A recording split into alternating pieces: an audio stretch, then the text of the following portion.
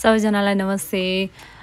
यति बेला बागलुङ कालिका मन्दिरमा धेरै भक्तजनहरूको भिड बढिरहेको छ। नवदुर्गा लागेकाले धेरैजना दर्शनको लागि आउनुभएको छ। मन्दिरको प्रवेशद्वारबाट केही भित्र गइसकेपछि चण्डी कालिका मन्दिरको नजिकै अहिले यस्तो खालको स्ट्याचु प्रतिमा हामीले देख्न पाउँछौँ।